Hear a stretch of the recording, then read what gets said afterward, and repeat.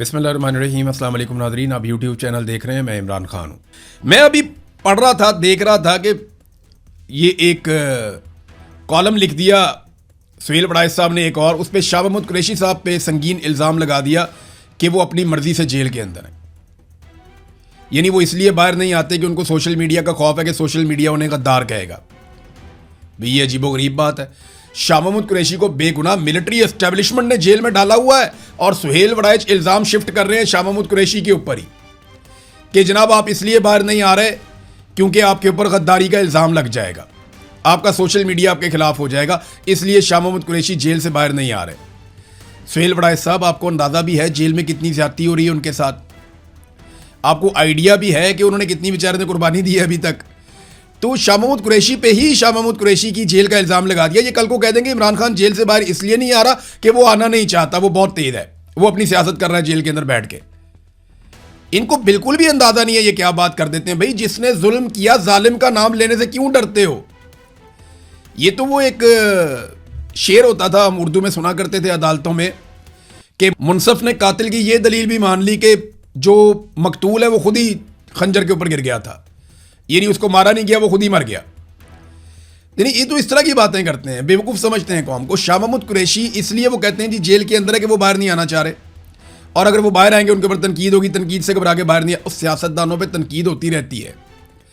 यहाँ इमरान खान साहब के साथी हैं, कई तनकीद की जद में रहते हैं, कई नहीं रहते, तो इसका क्या मतलब लिया जाए? जो अच्छा काम करता है, अब बाकी पॉलिटिकल पार्टीज में ये रवाज नहीं है ना कि वो अपनी लीडरशिप को तनकीद करें या अपनी लीडरशिप को अकाउंटेबल करें। या पाकिस्तान तहरीक इंसाफ ने एक नया रवाज डाल दिया सोशल मीडिया में। यहाँ बहुत लोगों को शऊर है, वो खुलकर बात करते हैं, साफ बात करते हैं, ये ठीक काम कर रहा है, ये गलत काम कर रहा है। तो वो एक ही आदमी के सही काम को सही और गलत काम को गलत भी कहते हैं। ये भी बात आप अपने ज़हन में रखें। तो बड़ी चालाकी और होशियारी के साथ जो जुर्म पाकिस्तान की मिलिट्री एस्टेब्लिशमेंट ने किया, शाह महमूद कुरैशी को गैर कानूनी, गैर आईनी तौर पे, गैर इखलाकी तौर पे जेल में रखने का, वो सारा मलबा उठा के शाह महमूद कुरैशी पे ही डाल दिया। हद नहीं होगी? भाई कॉलम लिखो महारंग बलोच के साथ ज्यादती क्यों हुई, उसके बारे में बोलो, बताओ कि वो एक निहत्ती लड़की है बेचारी, आज उसको उम्र कैद की सजा सुना दी। ये खबर भी आप सुन लें। महारंग बलोच को उम्र कैद की सजा सुना दी गई। राजी मची गवादर के दौरान जो एहतजाज हो रहा था, एफसी एहलकार शबीर बलोच की हजूम के हाथों कत्ल के इल्ज़ाम में महारंग बलोच, सिबगतुल्लाह शाहजी और बाकी उनके कुछ और साथी हैं, बलाज कादिर और तंजीम के रहनुमा अबू बकर कलांची को उम्र कैद की सज़ा सुना दी गई। अब ये कितनी अफसोसनाक बात है।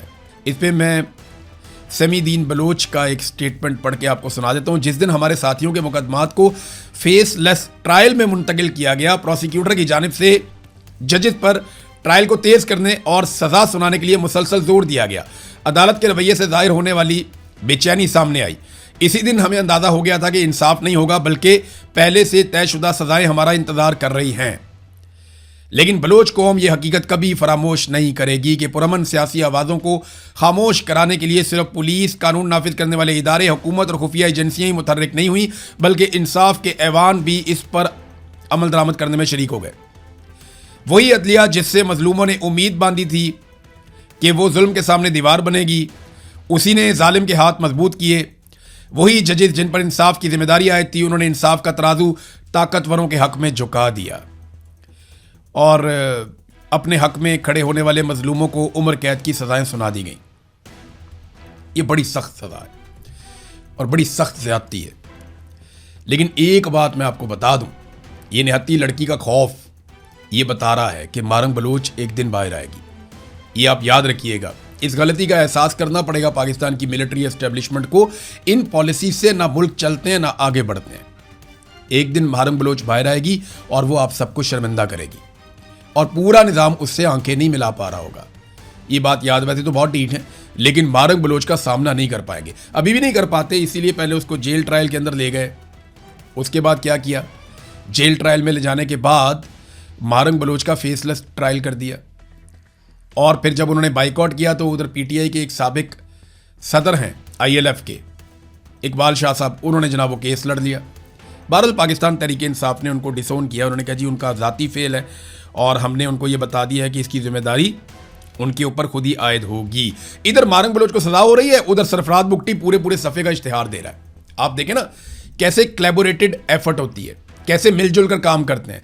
पहले से पता है जनाब ये सज़ा आने वाली है, रद्द अमल आएगा। अखबारात खरीद लो, सारे अखबारात के फ्रंट पेजेस खरीद के वहाँ पे बड़े बड़े इश्तिहारात छाप दिए। जंग अखबार देख लें, दुनिया अखबार देख लें, पूरे पूरे सफ़े का इश्तिहार छाप दिया और देखें लिखा क्या हुआ है उसके ऊपर लिखा हुआ है, ये जुमला आप पढ़ें आप हैरान हो जाएंगे कि जनाब बस ठान लिया तो ठान लिया।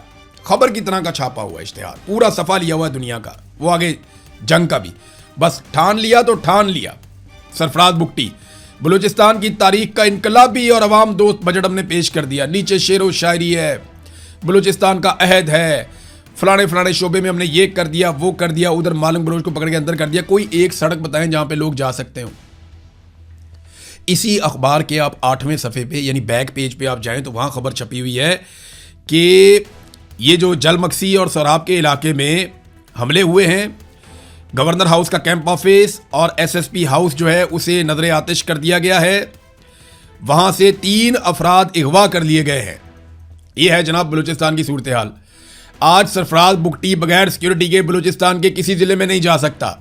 आज वो कोयटा के अंदर कम सिक्योरिटी के साथ भी नहीं घूम सकता, 2-4 गाड़ियों की सिक्योरिटी में नहीं निकल सकता। वो उसको पूरी फौज साथ रखनी पड़ती है, पूरा मैकेनिज्म बनाना पड़ता है।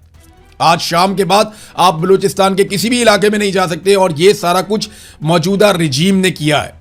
जो हालात बेहतरी की तरफ जा रहे थे उनका बेड़ा ही गर्क करके रख दिया, सत्यानाश कर दिया पूरे बलूचिस्तान का। अब पूरे पूरे सफ़े का इश्तिहार छाप दिया ताकि मारंग बलोच के मामले से तवज्जो हट सके। नहीं हटेगी।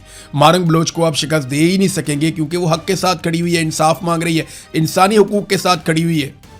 आज बलूचिस्तान के हर घर के अंदर हर बच्ची मारंग बलोच बन रही है, हर बच्ची मारंग बलोच की तरह आवाज उठा रही है। आप देखते जाइएगा आपके सामने कितनी सारी मारंग बलोच आ जाएंगी। ये नाज़रीन एक और जुल्म हुआ, ये भी मैं आपके सामने रख देता हूं। हमारे बड़े अच्छे दोस्त हैं, साथी हैं अहमद फरहाद, उन्हें 16 MPO के तहत गिरफ्तार कर लिया गया आज़ाद कश्मीर के शहर बाग से।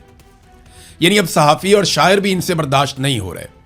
इनका जुर्म क्या है? पहले भी इन्हें 2 हफ्ते तक जबरी तौर पर लापता रखा गया, इन पर टॉर्चर किया गया, इनको ज़बरदस्ती अजियत दी गई। उसके बाद इनकी अहलिया के ऊपर मुकदमा बना दिया गया। एक के बाद एक मुसीबत, नौकरी करने नहीं देते, हर लिहाज से परेशान करते हैं, माली एतबार से परेशान किया, बार बार गिरफ्तार किया, फैमिली के ऊपर मुकदमात बना दिए। और कितना अपने एक आदमी को मारना है, कितना अपने एक आदमी के ऊपर जुल्म करना है? क्या बनाना चाहते हैं आप उसे? करना क्या चाहते हैं आप उसके साथ? हर आज़ाद दिमाग को आप कैद करना चाहते हैं? क्या हर उठती हुई आवाज को आप दबाना चाहते हैं? ये सारा कुछ वापस आएगा, याद रखिएगा, और सूद समेत वापस आएगा। ये तारीख का सबक है, आपको अभी समझ नहीं आ रहा, लेकिन वक्त आएगा आपको जरूर ये बातें समझ आएंगी। लेकिन अब पछताए क्या जब चिड़ियां चुग गई खेत। अब तक के लिए इतना ही। अपना ख्याल रखिएगा, अपने चैनल का भी। अल्लाह हाफ़िज़।